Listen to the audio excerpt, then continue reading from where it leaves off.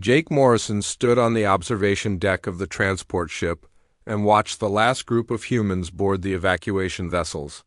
The loading docks of New Terra buzzed with quiet activity as families carried their belongings toward the massive ships that would take them away from this world forever.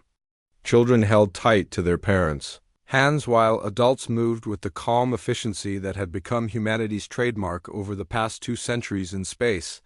The morning sun cast long shadows across the spaceport where Jake had worked for 15 years as the planetary evacuation coordinator.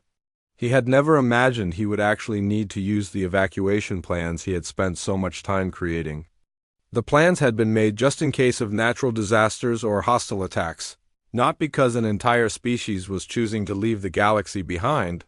Lisa Harper walked up beside him carrying a datapad filled with the final reports from the Colonial Research Initiative. Her team had spent the last 6 months preparing detailed files about every human colony, research station, and outpost for the species that would take over their facilities. The files contained everything from maintenance schedules to agricultural cycles to the locations of emergency supplies. "The Zephyrians will be here tomorrow to claim the research labs," Lisa said as she handed Jake the datapad. "I left them complete instructions for everything, though I doubt they will read them." Jake took the pad and scrolled through the hundreds of documents Lisa's team had prepared. Each file was incredibly detailed, showing exactly how to maintain the fusion reactors, how to care for the experimental crops, and how to operate the communication arrays that connected New Terra to the rest of the galaxy. The work represented decades of human knowledge and experience, all being left behind, as a gift for those who had made it clear they no longer wanted humans around. "Did you include the soil treatment schedules for the eastern continent?" Jake asked. "Everything is there," Lisa replied. "The mineral supplements, the crop rotation patterns, even the seasonal adjustments for the atmospheric processors. Without those adjustments, the terraforming will start to reverse in about 3 years. Ben Carter's voice came over the communication system announcing that the final transport was ready for departure. As the captain of the evacuation fleet, Ben had coordinated the movement of over 2 million humans from New Terra and the surrounding systems. The operation had taken 6 months of careful planning and execution, but it had gone smoothly without a single major incident. Jake watched as the last families disappeared into the transport ship. These were the scientists and engineers who had volunteered to stay until the very end to make sure all the automated systems were running properly. They had spent extra weeks training the maintenance robots and setting up backup protocols for when the machines eventually broke down. The decision to leave had not been easy for humanity. For nearly 200 years, humans had been active members of the Galactic Federation, contributing to scientific research, maintaining trade routes, and helping to resolve conflicts between different species. Human colonies had become centers of learning and innovation, attracting students and researchers from across the galaxy, but the political climate had changed over the past decade. The Zephyrian Empire had convinced many other species that humans were too aggressive and expansionist.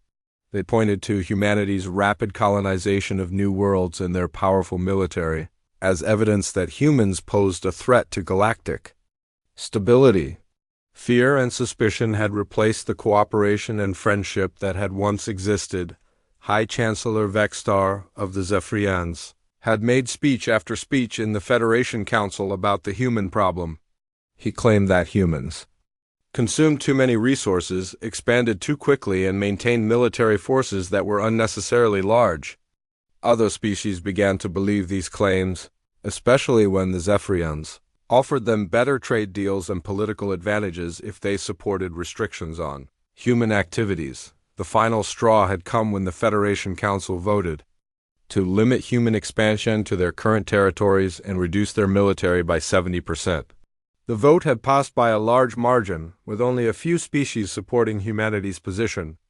Rather than fight a war they could not win against superior numbers, humanity had made a different choice. Dr. Elizabeth Stone, the human ambassador to the Federation, had delivered humanity's response in a calm, measured speech that had shocked the entire galaxy. She had announced that humans would voluntarily withdraw from all Federation territories and cease all participation in galactic affairs. The evacuation would begin immediately and be completed within 1 year. The announcement had caused chaos in the Federation Council.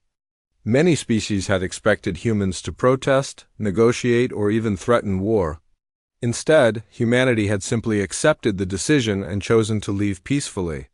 Some Federation members had tried to convince humans to stay, realizing too late that they had gone too far. But the decision had been final. Jake walked through the empty corridors of the research complex one last time. The laboratories were still running, their experiments continuing under automated control. The atmospheric processors hummed quietly as they maintained the planet's breathable environment. The fusion reactors provided steady power to the cities. Where other species would soon be living, everything had been left in perfect working order. The humans had even restocked the emergency supply depots and updated all the technical manuals. They had done their best to ensure that the transition would be smooth for whoever took over their facilities. Ben's voice came over their communication system again, announcing final boarding call. Jake took one last look at the world he had called home for so many years, then walked toward the transport ship. As he reached the boarding ramp, he turned back to see Lisa sealing the main research database and activating the automated greeting message that would welcome the new inhabitants. The transport ship lifted off quietly, joining the massive convoy of vessels that carried humanity away from the galaxy they had served for 2 centuries.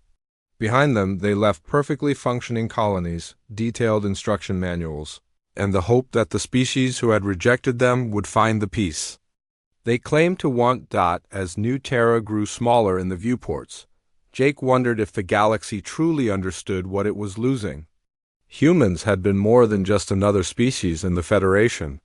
They had been the ones who rushed to help during disasters, who volunteered for dangerous missions, and who worked tirelessly to solve problems that others found too difficult or too boring to address, but perhaps that was exactly why they had to leave.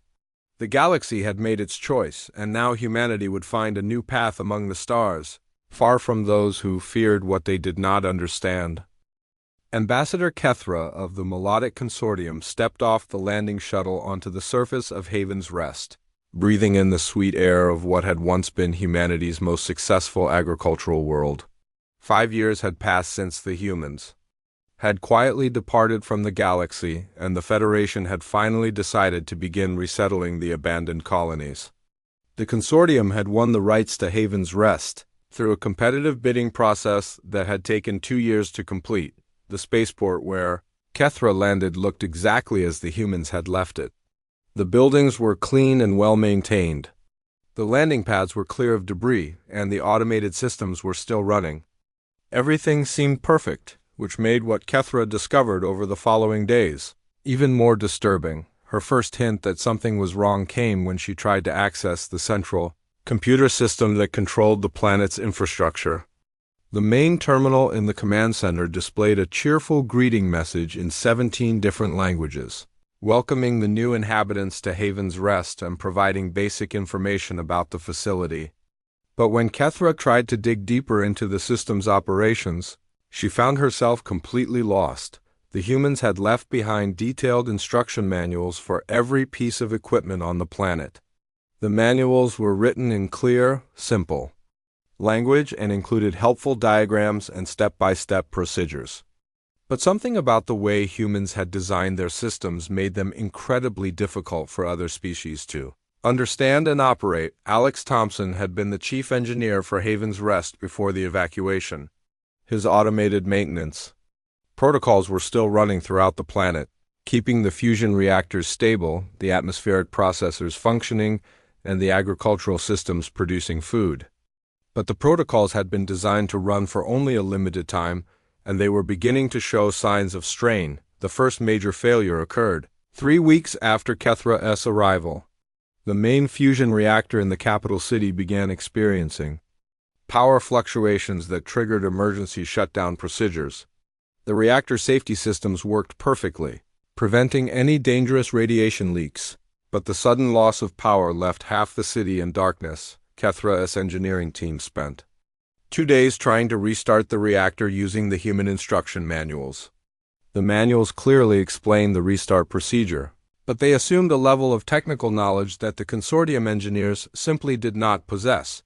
Concepts that humans had considered basic were completely foreign to species that had developed technology along different paths. When they finally managed to get the reactor running again, it operated at only 60% efficiency. The engineers could not figure out how to optimize the plasma containment fields the way the humans had done. The reactor worked well enough to provide power, but it consumed much more fuel than it should have and would need replacement parts. Much sooner than the humans had predicted, similar problems began appearing across the planet. The atmospheric processors that maintain the planet's breathable air started producing slight imbalances in the gas mixtures. The agricultural systems that had fed millions of humans began experiencing crop failures as the automated nutrient systems fell out of calibration. The water purification plants continued to provide clean water, but at reduced capacity and with higher energy consumption. Karen White had been responsible for the quantum communication network that connected Haven's Rest to the rest of the galaxy. Her relay stations were still functioning, but they required constant fine-tuning that only humans seemed capable of performing. The signal quality gradually degraded over the months following the human departure, leading to increased delays and occasional complete communication blackouts. The consortium's best scientists studied Dr. White's technical documentation for months, trying to understand how the quantum entanglement communicators actually worked. The humans had shared this technology freely with all Federation species, but none of them had ever truly mastered it. They had simply used human-built equipment and relied on human technicians to maintain it. Other former human colonies were experiencing similar difficulties. The trading hub at Crossroads Station had been abandoned when its main computer systems became too unstable to safely coordinate the complex traffic patterns of thousands of ships per day.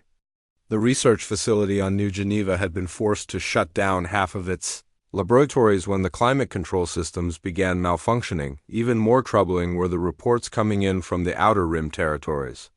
The automated defense platforms that humans had established to protect the trade routes from pirates and hostile aliens were beginning to fail.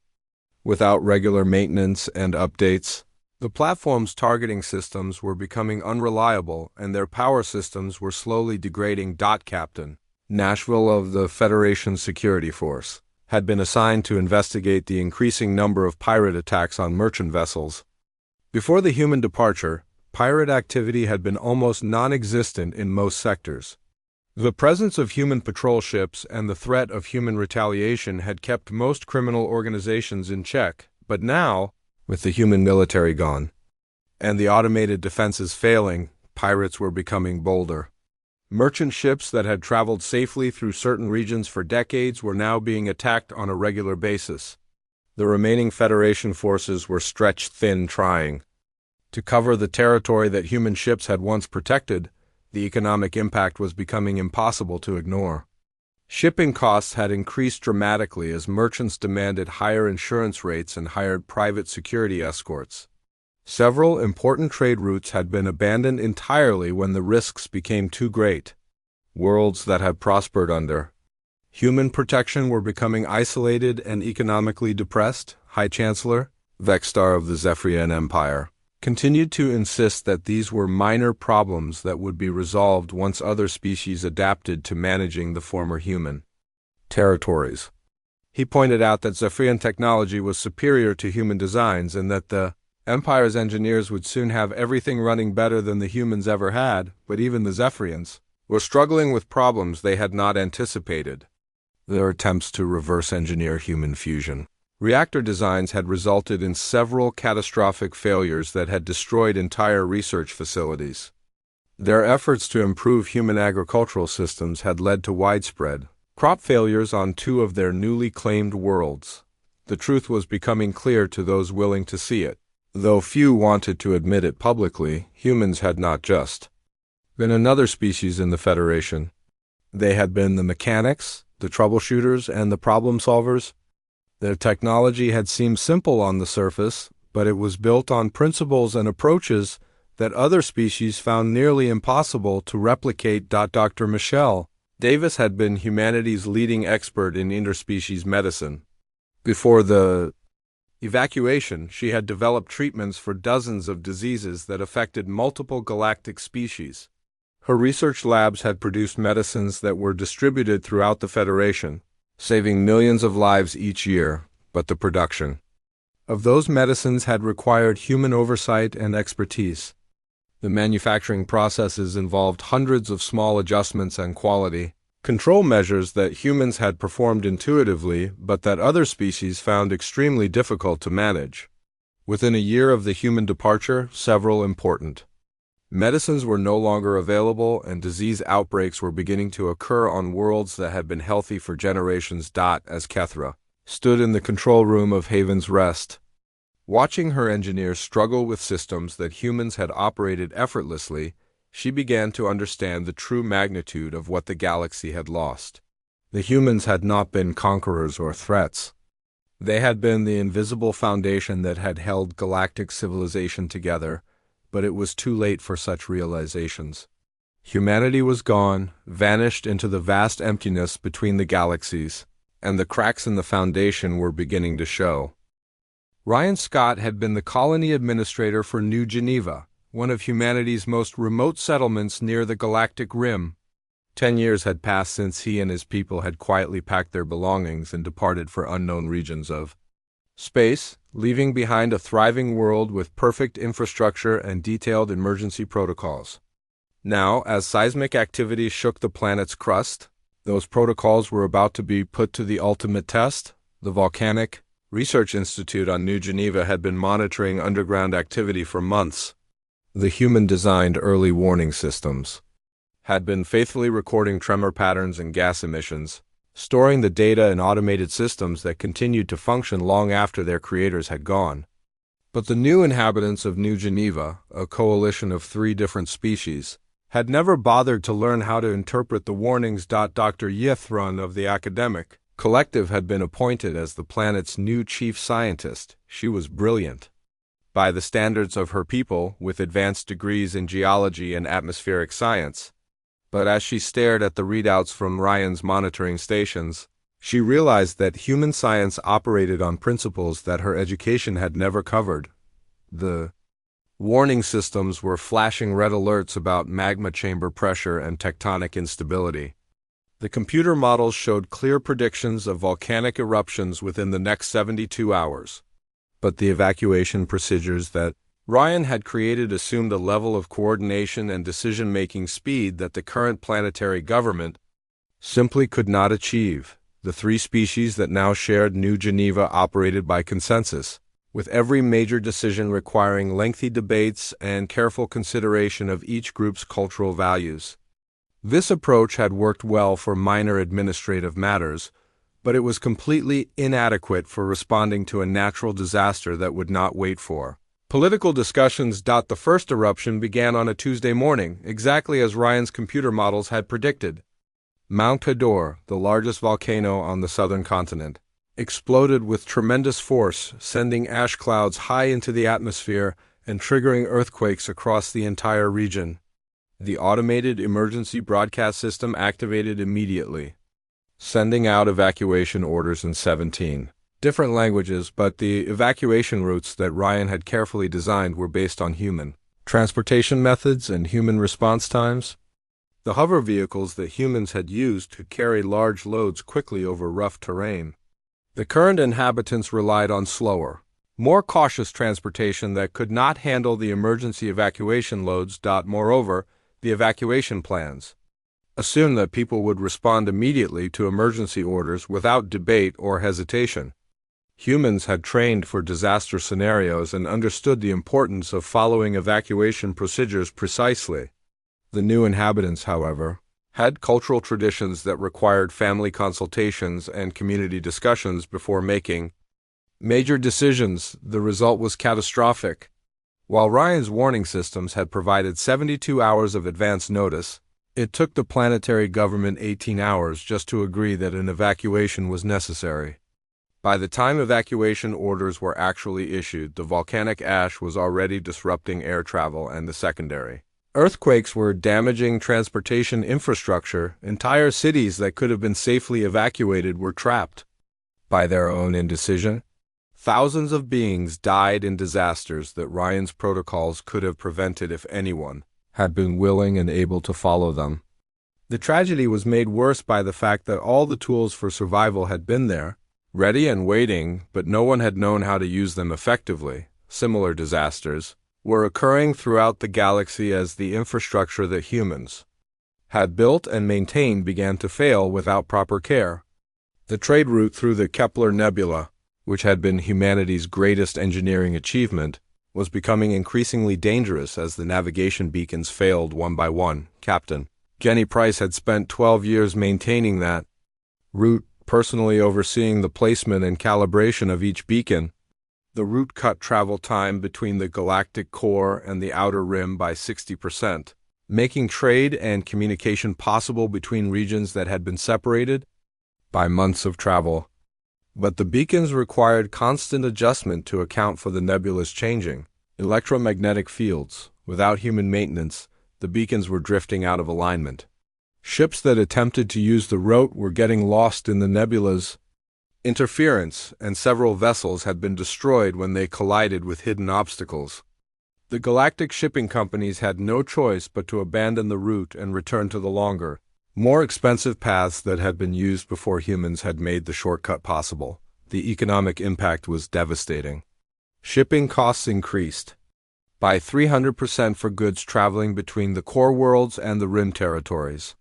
Several colonies that had depended on cheap imported food were facing starvation as supply shipments became too expensive to justify.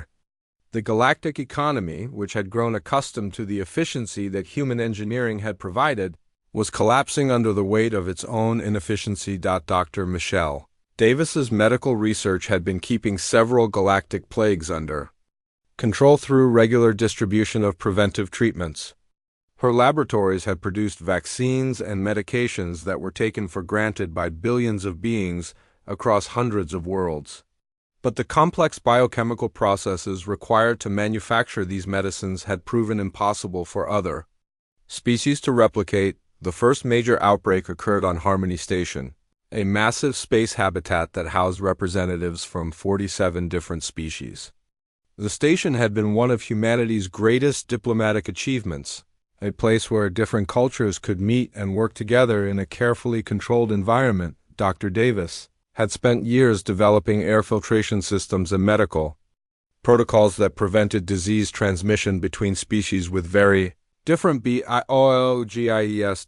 But without the regular medical treatments that Dr. Davis had provided, the delicate biological balance of the station began to break down. A respiratory infection that was harmless to the Zephyrians proved deadly when it mutated and spread to the silicon-based crystalline collective. Within weeks, the infection had spread throughout the station, forcing a complete evacuation that left one of the galaxy's most important diplomatic centers empty and abandoned. The medical crisis spread to other worlds as diseases that had been eliminated for generations began to reappear. Species that had lived together peacefully on integrated worlds were forced to separate as biological incompatibilities that human medicine had solved became life-threatening problems once again. Chancellor Vexstar of the Zephyrian Empire was facing his own crisis as reports reached him about the state of his military forces. The Zephyrian fleet had been the most powerful in the galaxy, equipped with advanced weapons and defensive systems that incorporated human technological innovations. But those systems were failing at an alarming rate. The plasma cannons that formed the backbone of Zephyrian firepower were based on human fusion technology. Without human engineers to maintain them, the weapons were becoming increasingly unreliable. Several warships had suffered catastrophic explosions when their weapon systems overloaded during routine training exercises. Even more troubling were the problems with the ship's defensive shields. The Zephyrians had reverse-engineered human shield technology decades ago, but they had never fully understood the principles behind it. The shield generators required precise calibration and regular maintenance that Zephyrian engineers simply could not provide. Commander Gary Lopez had been the human technical advisor to the Zephyrian military before the evacuation. He had tried to train Zephyrian engineers in proper maintenance procedures, but the cultural and cognitive differences between humans and Zephyrians had made effective knowledge transfer nearly impossible. The Zephyrians had preferred to rely on Gary's expertise rather than develop their own understanding of the technology. Now, with Gary gone and no human advisors available, the mighty Zephyrian fleet was becoming a collection of expensive, unreliable ships that posed as much danger to their own crews as to any enemy. Several smaller species that had feared Zephyrian military power were beginning to realize that the Empire's strength had been largely illusory. Dependent on human knowledge and human maintenance, the Agricultural Council was reporting crop failures on dozens of worlds as the farming techniques that humans had developed proved impossible to maintain without human oversight. The soil treatment programs that had made marginal worlds productive were breaking down, leading to declining harvests and widespread food shortages. Danny Pierce had been humanity's leading expert in agricultural automation. His systems had turned barren worlds into garden planets, feeding billions of beings with precision farming techniques that maximized yield while minimizing environmental impact. But those systems required constant fine-tuning and adjustment that only human farmers seemed capable of providing. The automated farming equipment that Danny had designed was still functioning, but it was operating with decreasing efficiency as its calibration drifted away from optimal settings. Crop yields were declining year by year, and several agricultural worlds were facing. Captain Nashville of the Federation Emergency Response Fleet stared at the star charts displayed on his command screen, trying to find some clue about where humanity might have gone after leaving the galaxy 15 years ago. His ship, the Concordia, was the fastest vessel in the Federation fleet, equipped with experimental engines that could travel farther and faster than any other known technology. But even with these advantages, the search for humanity had proven completely futile. The Federation Council had authorized the search mission after finally admitting that the departure of humanity had created problems that no one else seemed capable of solving. Nashville's orders were simple but desperate: find humanity and convince them to return to help save the galactic civilization that was rapidly falling apart without them. The search had been going on for 3 years now, with Nashville's team investigating every possible lead and following every hint about humanity's destination. They had checked neighboring galaxies, explored distant star clusters, and investigated reports of strange ships seen in the void between galaxies. But humanity seemed to have vanished completely, leaving no trace of their passage or their destination. Dr. Amy Foster had been humanity's chief psychologist and cultural advisor before the evacuation. Her files, which had been left behind in the human archives, contained detailed analyses of every major species in the Federation. As Nashville read through Dr. Foster's reports, he began to understand just how much humans had been doing behind the scenes to keep galactic civilization functioning. Amy's psychological profiles revealed that humans had been serving as unofficial mediators in hundreds of disputes between different species.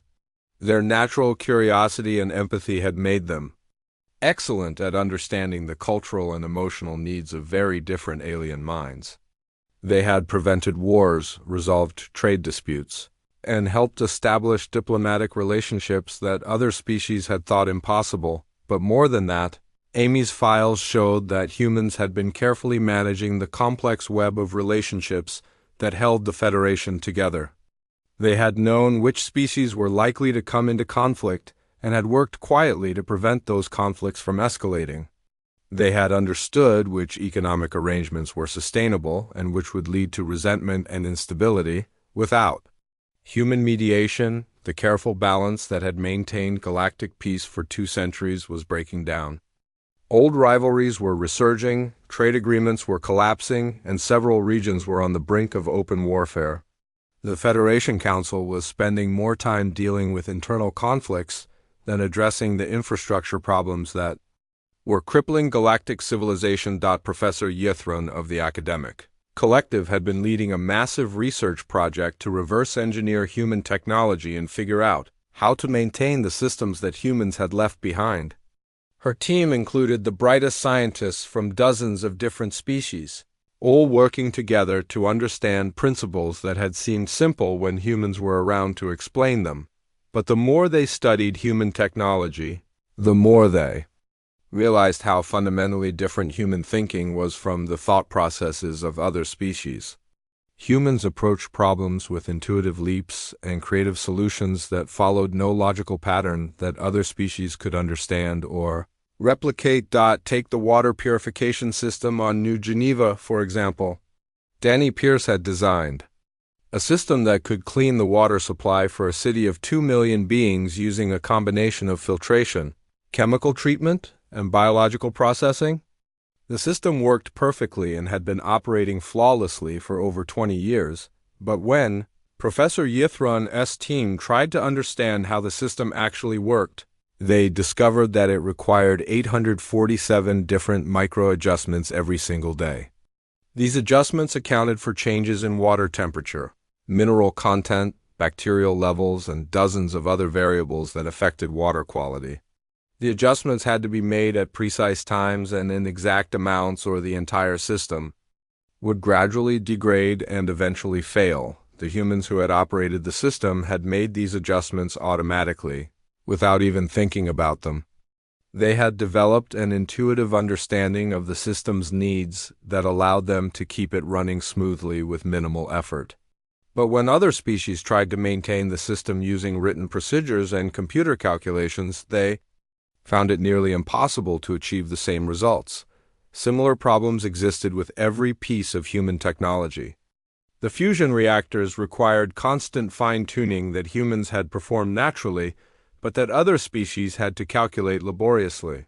The agricultural systems needed adjustments based on weather patterns and soil conditions that humans had understood instinctively, but that other species could barely comprehend.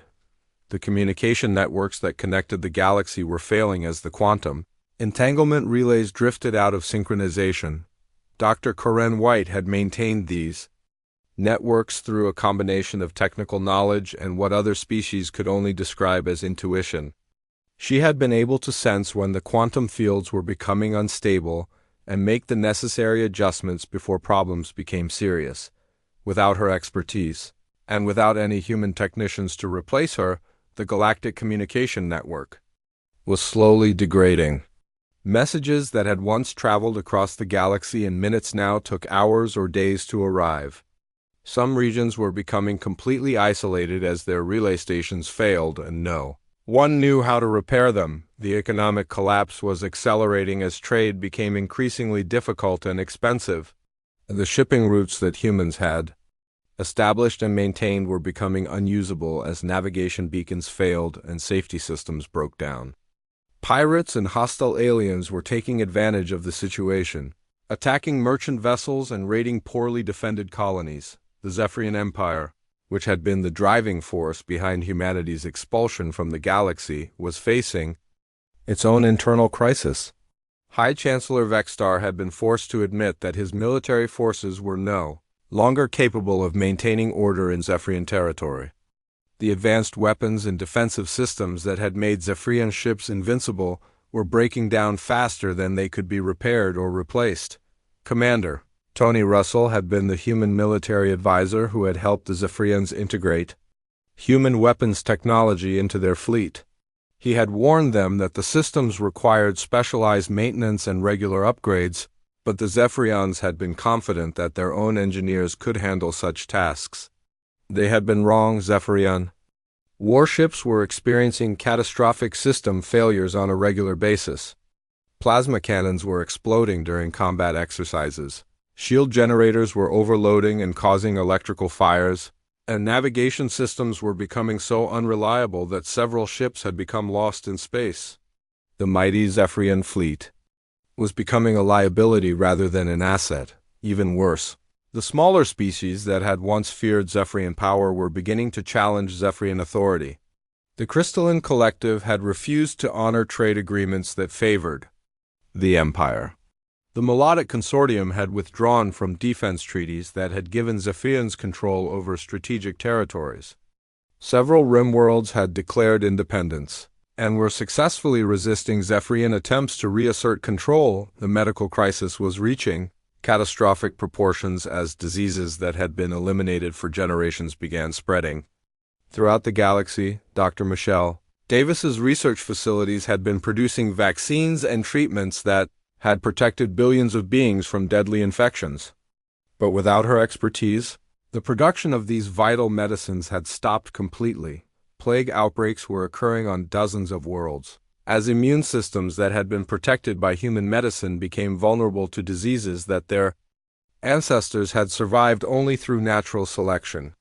Entire populations were at risk as medical facilities struggled to cope with illnesses that should have been easily treatable. The Agricultural Council was reporting that food production had declined by 40% across the galaxy as farming systems failed and agricultural worlds became uninhabitable.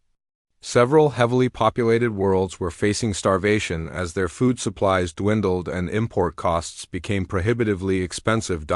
As Captain Nashville read through report after report of system failures and societal collapse, he began to understand the true magnitude of what the galaxy had lost when humanity departed.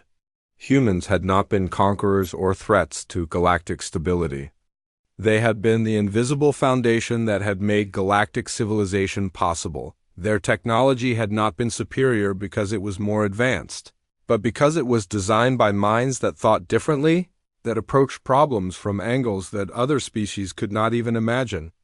Their presence had not been threatening because they were aggressive, but because they were competent in ways that made other species feel inadequate.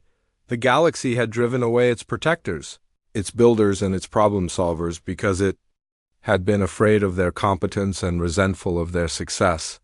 And now, as everything that humans had built and maintained began to crumble, the remaining species were finally beginning to understand what they had destroyed, but understanding came too late. Humanity was gone. Ambassador Tralek of the Confederation sat in the ruins of what had once been the Federation Council chambers, reading through archives that had been sealed for 25 years. The great hall where representatives from hundreds of worlds had once gathered to make decisions for the galaxy was now empty and silent. Most of the member species had withdrawn from the Federation as their own worlds struggled with the collapse of infrastructure and the breakdown of interstellar trade. The documents that Tralek was reading had been classified during the final years before humanity's departure. They contained communications between human leaders and Federation officials, records of meetings where humans had tried to explain their concerns about galactic security, and warnings about threats that no one else had taken seriously. General Kevin Brooks had been humanity's military representative to the Federation Council. His final reports, written in the months before the evacuation, painted a picture of a galaxy that was heading toward disaster while its leaders remained focused on political rivalries and short-term thinking. Kevin had tried to warn the Council about emerging threats and strategic vulnerabilities, but his warnings had been dismissed as human fear-mongering and militaristic. Paranoia. One report in particular caught Tralek's attention. It was dated just 3 months before humanity's departure and marked with the highest security classification. The report described long-range sensor readings that had detected unusual energy signatures near the galactic rim. Kevin's analysis suggested that the signatures belonged to ships of unknown design, possibly from outside the galaxy entirely. Dr. Patricia Green had been humanity's leading expert in deep space astronomy and extragalactic threats. Her research had been considered highly theoretical by most Federation scientists, focused on possibilities that seemed too remote to warrant serious consideration. But her final papers, left behind in the human archives, contained disturbing evidence of an approaching danger that the galaxy was completely unprepared to face. Patricia's telescopic observations had detected artificial structures in the void between galaxies, massive constructs that showed signs of advanced technology and hostile intent. Her calculations suggested that these structures were part of an invasion fleet that would reach the galaxy within 50 years of her observations. That had been 30 years ago, which meant the invasion was now only 20 years away. The evidence was overwhelming and terrifying. Humanity had not been expanding their military and establishing defensive positions because they were aggressive conquerors. They had been preparing to defend the galaxy against an extragalactic threat that would dwarf anything the Federation had ever faced. Their militaristic behavior had actually been an attempt to build the defenses that would be needed to protect all galactic life. Tralek read through Patricia's technical specifications for the defensive installations that humans had been building along the galactic rim. The plans called for a network of fortified stations equipped with weapons powerful enough to destroy entire fleets and shields, strong enough to withstand planet-killing attacks. The humans had been quietly preparing for a war that would determine the survival of every living being in the galaxy, but the Federation had seen only the military buildup, not the reason behind it. They had feared human power without understanding that it was being developed for their protection. They had driven away their defenders just as those defenders were preparing for the greatest threat the galaxy had ever faced. The archives contained one final document that made Tralek's blood run cold. It was a personal message from Dr. Elizabeth Stone, humanity's former ambassador to the Federation, recorded just before the evacuation began. In the message, Dr. Stone explained humanity's final decision to leave the galaxy rather than fight for the right to protect it. We have spent 2 centuries trying to build a civilization that could defend itself against the threats we know are coming, Dr. Stone said in the recording. We have shared our knowledge, our technology, and our resources freely, hoping to create a galaxy strong enough to survive what lies ahead. But it has become clear that our presence creates more conflict than cooperation. The Federation has made its choice, she continued. They have decided that they would rather face the future without us than accept our help in preparing for it. We will respect that decision, even though we believe it will lead to the destruction of everything. We have work to build. Perhaps they are right to fear us, Dr. Stone concluded. Perhaps our methods are too aggressive, our thinking too alien, our solutions too disturbing to accept. We hope that they will find their own way to survive what is coming, but we will not force our protection on those who do not want it. The message ended with coordinates for humanity's destination, a distant galaxy cluster where they hoped to build new worlds far from the conflicts and prejudices of their former home. But the coordinates had been deliberately scrambled, making it impossible for anyone to follow them or call them back. As Tralek finished reading the archives, the reality of the situation became crystal clear. Humanity had not departed because they were defeated or discouraged. They had left because they were merciful. They could have stayed and fought for their right to defend the galaxy, but that would have meant civil war at the worst possible time. Instead, they had chosen to leave quietly, hoping that their absence would bring the peace that the Federation claimed to want, but peace without protection was just an invitation to destruction. And now, as reports came in from deep space monitoring stations about strange energy signatures and unidentified objects approaching from intergalactic space, it was becoming clear that the threat Patricia Green had warned about was finally arriving. The first confirmed sighting came from a remote observation post near the galactic rim. Captain Lisa Murphy, one of the few human officers who had remained behind to help with the transition, had been monitoring deep space communications when she detected artificial signals from beyond the galaxy's edge. The signals were clearly of intelligent origin, but they followed no known communication protocols and seemed to be coordinating the movements of a massive fleet. Within days, the first ships appeared on long-range sensors. They were enormous vessels, each one larger than a Federation battlecruiser, moving in perfect formation toward the outer rim territories.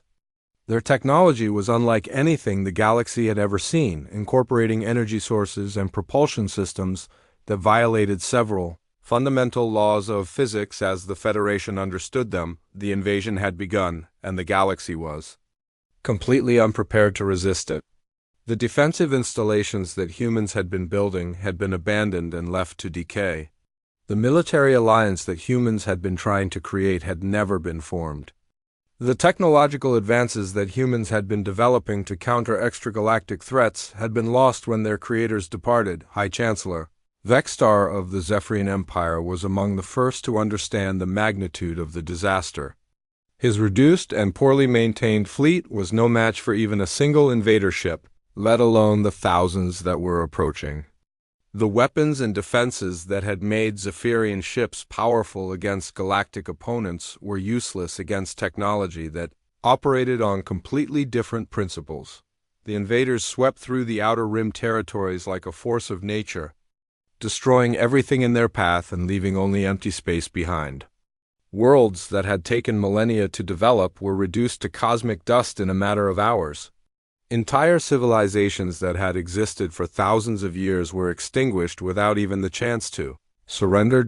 As the invasion fleet moved inexorably toward the galactic core, the remaining Federation species finally understood what they had lost when they drove humanity away. They had not expelled aggressors or conquerors. They had exiled their guardians, the only people who had possessed the foresight and courage to prepare for this moment. Dr. Samuel Lee had been humanity's final gift to the galaxy, a lone volunteer who had remained behind to operate the emergency broadcast system that would warn the galaxy when the invasion began. His message, transmitted across every communication channel that still functioned, was brief and devastating in its simplicity. "The extragalactic invasion has begun," Sam announced to a galaxy that was finally ready to listen. Humanity warned. "You this was coming? We tried to prepare defenses. We tried to build the alliances and technologies that would be needed to survive. You chose to fear us instead of the real threat. We are no longer here to protect you," Sam continued. "We left because you made it clear that you would rather face destruction alone than accept our help. We hope you can find the strength to defend yourselves, but we will not be coming back to save you." The broadcast ended with coordinates for the defensive installations that humans had abandoned when they left. The installations were still there, still functional, but they required knowledge and skills that no remaining species possessed. They were monuments to the protection that the galaxy had rejected, useless without the people who had built them. As the invasion fleet continued its advance toward the galactic core, the survivors finally understood the true meaning of power.